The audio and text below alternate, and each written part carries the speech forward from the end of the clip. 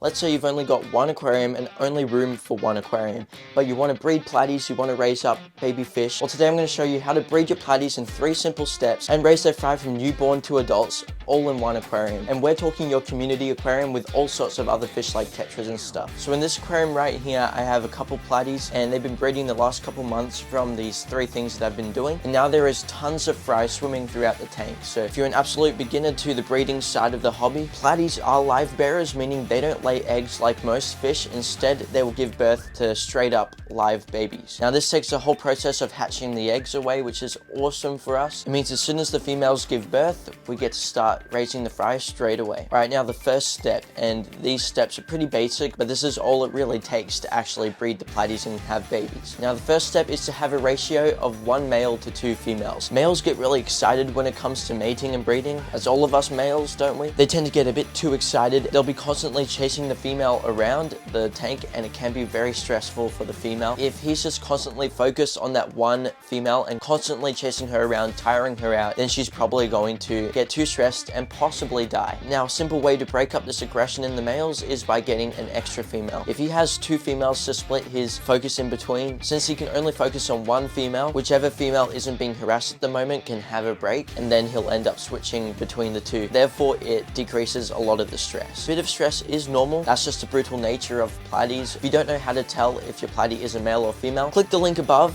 That's a video I made a while ago on how to do that. You should be a pro at sexing platies by the end of that video. Step 2, turn your baddies into fatties. Feeding is one of the most crucial parts when it comes to breeding fish, and especially breeding them the right way and ensuring that the babies are the healthiest they can be. When your platy is pregnant, whatever you're feeding it is really important, because that diet will definitely affect all the fry. Now, what to feed when you're breeding platies and how much is the question. Now, I recommend 5 days a week, feed them prepared foods, so dried foods such as flakes and pellets, just your basic stuff that you can buy at your local pet store even. And then those other 2 days a week, I really recommend you try feed them frozen or live foods. You can buy packets of frozen foods and you just have to defrost them in warm water and then feed them to the fish just like that, such as frozen bloodworms and frozen brine shrimp. Platies love those, but if you can, head down to your local fish store and try and purchase some live blackworms or bloodworms, then that would be even better. But frozen foods should do the trick. Just make sure you're feeding your platies every day and feed them enough that they can eat in around 3 minutes, and make sure the females are especially getting to the food, because the males will definitely be on top of it, but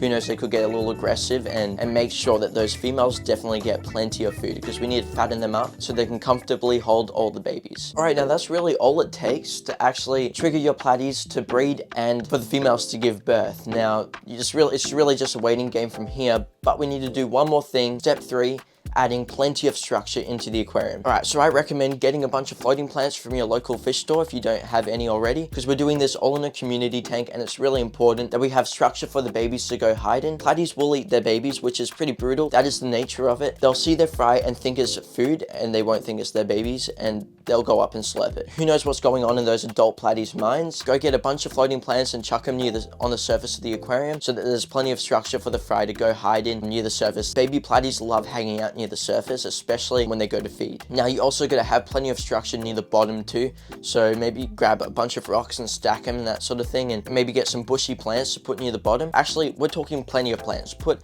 as many plants as possible. As you can see in this aquarium, it's heavily planted, so there are so many places for those fry to hide, which is why it's such a great environment, and there's so many babies swimming around. The more hiding places, the better, but make sure there's plenty of open swimming space too for your adults. That way they won't have the nag to go into the structure and slurp up most of the fry anyway. We've given them a couple weeks for the female to get nice and pregnant. If you do want to know how to tell if your platy is pregnant and when specifically she'll give birth, check out this other video on the screen above. There's just too much to cover in the one video, but let's say it's been a whole month. Now you just woke up to see some fry swimming in your aquarium. What do you do now? Here's the way I'm doing it, which you can replicate as well. Now it's simply just continuing to feed your community tank as you always do. Leave the fry living amongst all the plantation and everything. Only the strongest will survive. There's always like a good 30% of your batch of babies from each female that will usually be a bit deformed and weaker and end up getting eaten by the other fish, but you know, a good 40 to 50%, which can be like a decent number. We're talking like 20 to 30 in one birthing. When you're feeding your prepared foods to the community tank, make sure you also like crunch up a bit of it and have a nice fine powder on the surface of the aquarium so that those fry can find it later on, and it'll be a lot easier for them to eat. But I do see them often,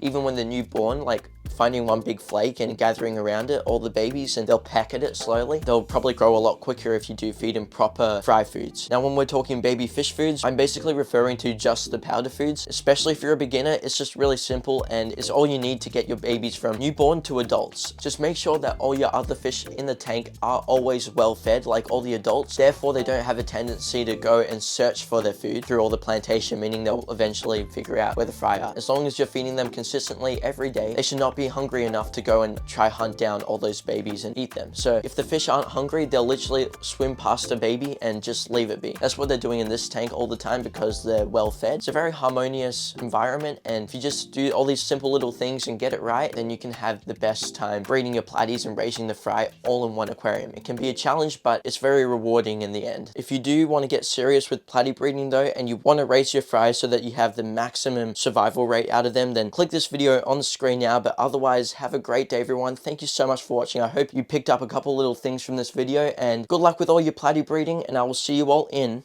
the next video.